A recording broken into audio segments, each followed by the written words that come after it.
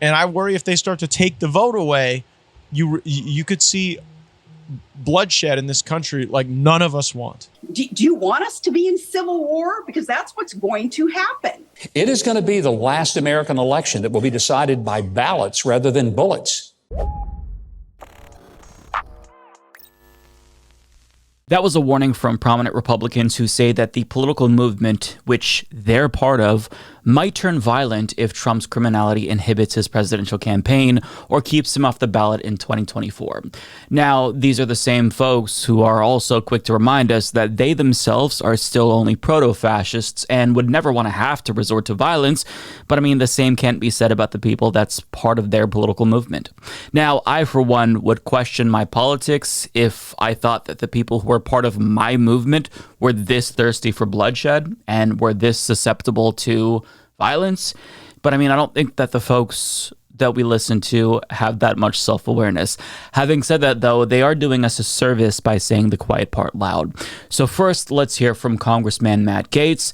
This is what he said on a recent episode of Driveway Liberty Podcast, and you're going to get the full context. Yeah, it turns out they'll let anybody have these jobs who gets the most votes. Yeah. Amazing. Kind of funny how that works, right? Yeah. Well, and now they're trying to change that. Like what we were talking about earlier with secretaries of state trying to decide certain, Trump can't even be on the ballot. Look, and that's something I hate to keep hammering this. I predicted that. We predicted that. I think 4 I've heard months that. ago. I really did. I listened to that I episode when called you that. guys said that it wasn't even going to. To me, it's not like a big. You could see it coming from miles He's away. arrested. We can now say he's got a felony on his record or a high level misdemeanor. He can't be on the ballot in our state. That has been the plan from the beginning. That has been the plan from the beginning. I really worry that type of action could lead to violence, and I am so wildly opposed to violence. I don't think it's how we should resolve our disputes. No. But when you start telling people that they can't express their participation in this American experience through a vote, then they start looking for other ways. And they're not. The vote is the best way to do it. The other ways are not so good. And I worry if they start to take the vote away, you could see bloodshed in this country like none of us want. Absolutely. No. Matt, have you ever considered that telling these people that evil Democrats have weaponized the justice system to illegitimately go after political opponents might be part of the problem? Because if you genuinely don't want violence, then as a leader, you can choose to stop fanning the flames. But you're continuing to do that, and that's a choice. See, you could actually tell the truth about Donald Trump and let his supporters know that he tried to illegally steal an election that he lost, and charging him for those crimes is necessary to preserve democracy so future presidents know that they can't do what he did with impunity. But he won't say that because he wants violence, despite what he says. Because, if you continue to rile people up, yet you expect violence from those same people you're riling up, then you are part of the problem. You must want violence. I have to assume that, right? You're an antagonist here. But he's not the only person to say this, because we have former governors like Sarah Palin and Mike Huckabee echoing the same sentiment. But first, Mike Huckabee. Do you know how political opponents to those in power are dealt with in third world dictatorships, banana republics, and communist regimes? Well, it's simple. The people in power use their police agencies to arrest their opponents for made-up crimes in an attempt to discredit them, bankrupt them, imprison them, exile them, or all of the above. And if you're not paying attention, you may not realize that Joe Biden is using exactly those tactics to make sure that Donald Trump is not his opponent in 2024. Here's the problem. If these tactics end up working to keep Trump from winning or even running in 2024, it is going to be the last American election that will be decided by ballots rather than bullets. How very Christian of him.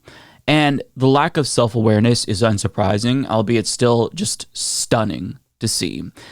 They're inverting the analogy that they're using. And it's not the first time that I've seen this, but Trump is the one who did what dictators in third world countries do. He's the one who illegally tried to usurp the Constitution and steal an election. Charging him for those crimes is a matter of upholding the rule of law, something also not present in dictatorships, right? So he's got this whole thing backwards. But His viewers aren't smart enough to know that. And remember, he knows what he's saying here. This is a former governor who is well aware of the fact that Trump is the one with dictatorial ambitions. And he said that. But the goal is to work Trump supporters into a frenzy to get them to be violent. That's what he wants. I genuinely believe that. Now let's hear from Sarah Palin. And as you listen to her, ask yourself whether or not you think this is tantamount to an incitement of violence, because I actually don't think that that's a stretch. We've talked about the two-tier justice system, but when you see it happening, when you see the former president being fingerprinted, having to show up, turn himself in, you see the mugshots of the other, 7 or 8 who've turned themselves in already.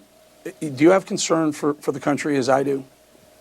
Yeah, absolutely. I mean, I think those who are conducting this travesty and creating this two-tier system of justice, I want to ask them, what the heck? Do you want us to be in civil war? Because that's what's going to happen. We're not going to keep putting up with this. And Eric, I like that you suggested that we need to get angry. We do need to rise up and take our country back. Now, I would say the RNC, though, that's what's lacking when it comes to collective anger that can be healthy and it can be useful. Where is the RNC? They hold the purse strings to the party. They hold the funds that could be helping out in this situation. They have the platform, and yet they're too timid. A bunch of freaking rhinos running the thing. So the RNC, they better get their stuff together, or I'll have to ask them too. What do they want as an outcome of this civil war? Yikes. Quote, do you want us to be in a civil war? Because that's what's going to happen. We're not going to keep putting up with this. And then seconds later, she added, we do need to get angry. We need to rise up and take our country back. Subtle. Real subtle, Sarah Palin. Now, after Gabrielle Giffords was featured with crosshairs over her district in an ad from Sarah Palin's super PAC, she was shot. And many people rightfully condemned Sarah Palin's irresponsible rhetoric, and she testified about how devastated she felt in her defamation lawsuit against the New York Times after they linked her to the shooting. So you'd think that she'd learn from that experience and tone down the rhetoric, avoid words that could even be perceived by anyone as an incitement of violence, but here we are.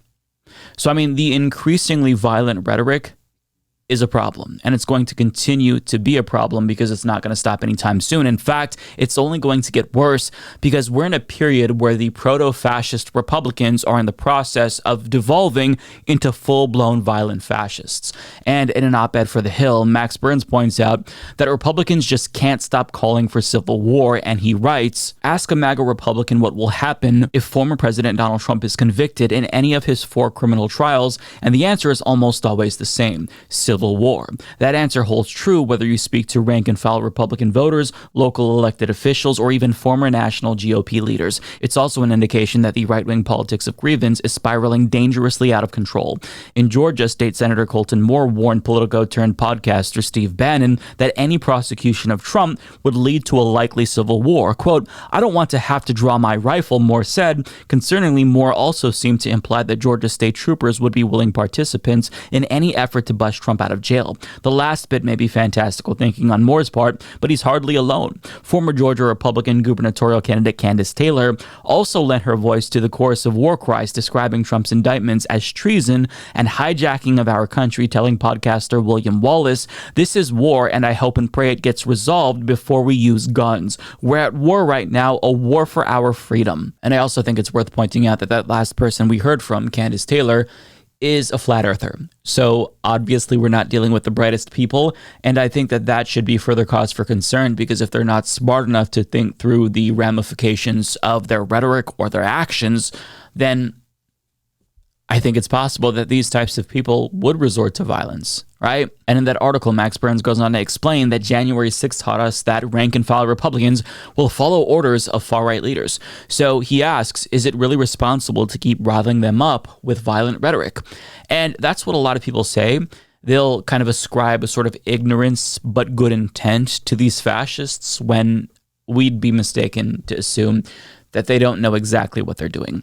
They know that the temperature is dangerously high right now, and while 13 presidential libraries issued an unprecedented joint statement to warn us about the fragile state of our democracy, you have antagonists across the country repeatedly egging on a political movement that already showed its propensity for violence. So we need to be very clear. They know what they're doing. They know it's dangerous, but they don't care. They want violence, and that's why they're issuing these warnings. It's not a courtesy to us, it's a threat, and we should take it that way.